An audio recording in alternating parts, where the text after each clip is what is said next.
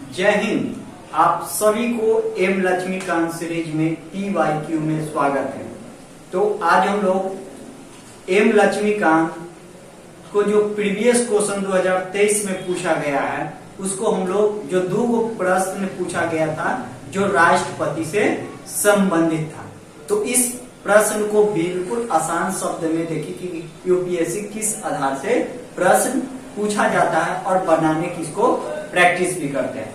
चलिए देखिए, तो क्या पूछा है क्वेश्चन कि निम्नलिखित कथनों पर विचार करें, यानी कथन क्या पूछा है कि निम्नलिखित कथनों पर विचार करें। और यहाँ पर मैं ऑप्शन आपको दिया गया है, एक कथन 2, और देखिए यहाँ पर में बी में हो जाएगा 1 2 3, और कथन सी में कोई चीज देगा 1 और 4, और यहाँ में कथन में देगा 1 न तो 2 न, इनमें कोई नहीं, इनमें कोई नहीं। ये प्रश्न है आपके पास में।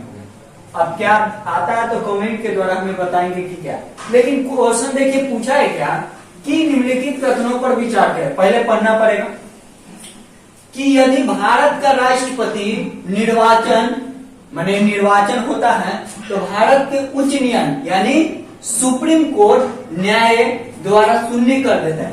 यानी अगर मान के चलिए किसी भी महाभियोग लग गया राष्ट्रपति पर, उसकी द्वारा शून्य घोषित कर दिया गया तो कर दिया जाता है, तो ऐसा तिथि में पूर्व राष्ट्रपति के पद कर्तव्य का निष्पादन राष्ट्रपति के द्वारा किए गए तो सभी यकृत, यानी क्या होगा, यह मतलब समझ पा रहे हैं।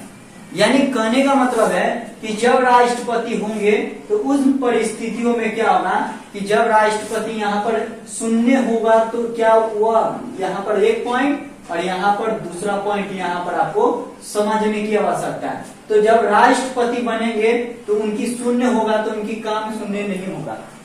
मान के चलिए कि महाभियोग लग गया तो उस परिस्थितियों में राष्ट्रपति को क्या होगा, जो काम पीछे वाला किए होंगे वही चलते आएगा, यानी कि पूरे शून्य जो काम किए होंगे वो होगा। फिर क्या पूछा कर दिया, तो इसके लिए तिथि के पूर्व माने पहले राष्ट्रपति पद पर अपना निष्पादन व काम सही रहेगा कि नहीं रहेगा। जब राष्ट्रपति आपके पास में इस्तीफा दे, मतलब उन पर महाभियोग लगा है, तो उस परिस्थितियों में ये क्या काम वो रहेगा जो साइन किया, बिल एक्ट रहेगा कि नहीं रहेगा, कि निष्पादन हो जाएगा। तो आप कहिए कि नहीं रहेगा। क्यों? क्योंकि राष्ट्रपति द्वारा की गई यानी सभी को जो जाता है। ये तो कथन बताइए कि बिल्कुल गलत है कि शून्य अगर सुप्रीम कोर्ट कर देगा तो सारे नियम राष्ट्रपति के रहेगा जब तक वह राष्ट्रपति रहेंगे। क्यों? क्योंकि राष्ट्रपति क्या है कि राष्ट्रपति यहाँ पर में है तो राष्ट्रपति पिछले कई चीजों पर साइन किए होंगे और उस परिस्थितियों में क्या होगा कि इनको ये तो कथन बिल्कुल गलत हो गया। राष्ट्रपति जब सुप्रीम कोर्ट करेगा तो उसका अधिकार है कि वह हो सकती है। फिर देखिए दूसरा कथन आपको पास में क्या कहा है कि भारत का राष्ट्रपति पद पर निर्वाचन के आधार पर किया जाता है, तो विधानसभा विघटन हो गई तो निर्वाचन में अभी भी शेष रहेगा। जब राष्ट्रपति के निर्वाचन हो गई है क्या विधानसभा पर कोई प्रभाव पड़ेगा? तो आप कहिएगा जी नहीं, विधानसभा पर इसका कोई प्रभाव नहीं पड़ता है। जब राष्ट्रपति के चुनाव होता है तो इसमें राष्ट्रपति के विधानसभा की भूमिका नहीं रहती है। ये कथन तो बिल्कुल गलत हो गई। यानी राष्ट्रपति के जब चुनाव होगा तो विधानसभा की कोई भूमिका, जब कोई में इलेक्शन होगा, विघटन हो गया तो उस पर कोई इम्पैक्ट नहीं पड़ेगी। अब देखिए कथन तीसरा, ये भी तो कथन कुछ हो गया, गलत हो गया। कोई विधेयक भारत का राष्ट्रपति प्रस्तुत करेगा और जाने पर संविधान द्वारा विहित के समय में सीमा के अंदर में राष्ट्रपति को अनुमति देना होगा।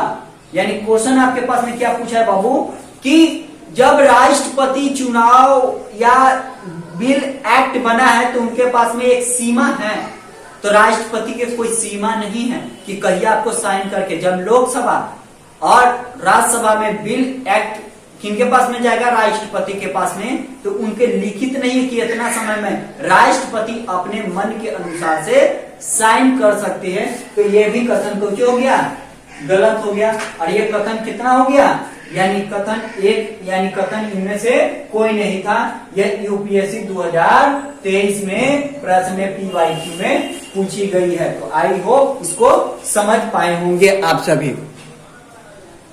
देखिए यूपीएससी 2023 को प्रीवियस क्वेश्चन को PYQ को हम लोग सॉल्व कर रहे हैं।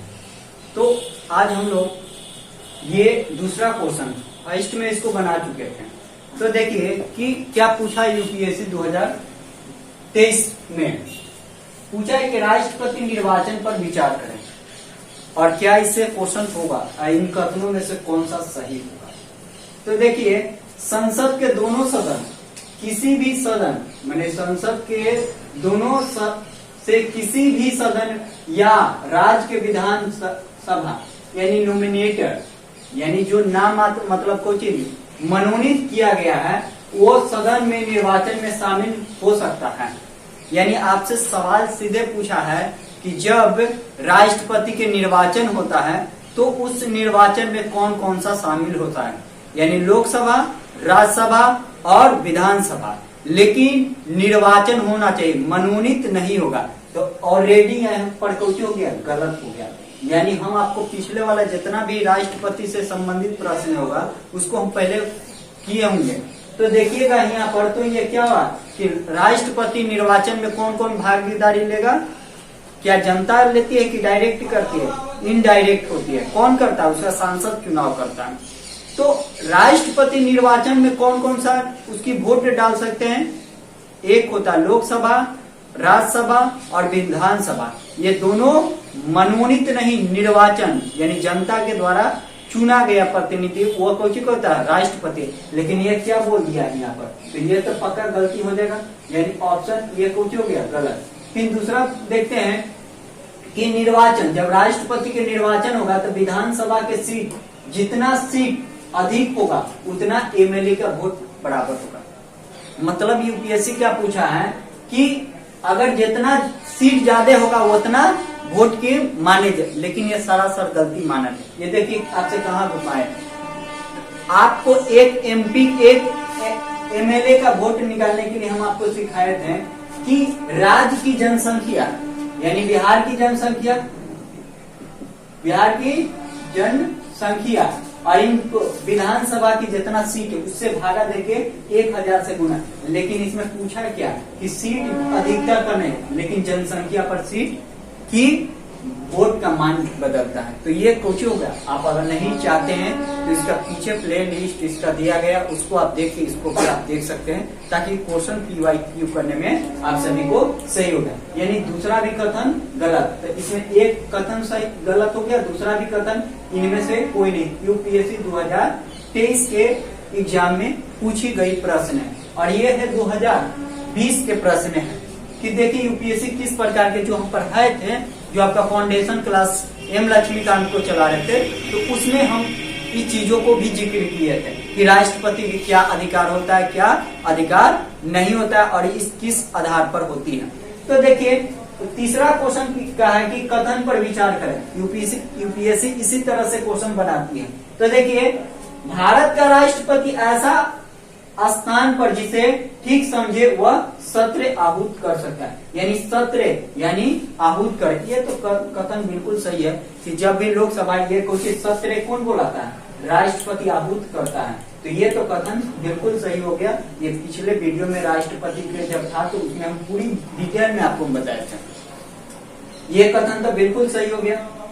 अब देखिए भारत का संविधान एक वर्ष में संसद के 3 सत्र प्रावधान करता है, किंतु सभी पालन नहीं किया जा सकता। बिल्कुल ये गलत बात बोली गई, क्योंकि एक साल में 2 सदन चलती है, समझ पाए? तो 2 सदन चलती है, इसमें 3 कहां से आ गया? 3 है लेकिन चलता नहीं है। तो ये भी कथन कुछ हो गया, गलत हो गया। और एक वर्ष में देखिए तीसरा क्वेश्चन क्या किया है कि एक वर्ष में दिनों में कोई न्यूनतम संख्या निर्धारित नहीं है जब संसद चलना आवश्यक होगा। ये यानी कोई इसमें फिक्सिंग नहीं होगा कि संसद कब चलेगी, ये हमारे पास में कॉन्स्टिट्यूशन संविधान में दिया गया है। अगर आप चाहते हैं कि इसका पूरे वीडियो देख तो प्ले लिस्ट इसका बनाया गया है, आप उसमें जाके उसको बढ़िया बेहतरीन कॉन्सेप्ट के द्वारा, तो आप बताइएगा वो वीडियो देखे कि क्या ये जो अगर पिछले 10-10 मिनट के हम वीडियो अपलोड रोज दिन कर रहे हैं, जिसमें आप देखिएगा तो ये पूरी तरीके से समझ में आएगा। आप आई होप अगर वीडियो अच्छा लगे लाइक और शेयर करें। धन्यवाद।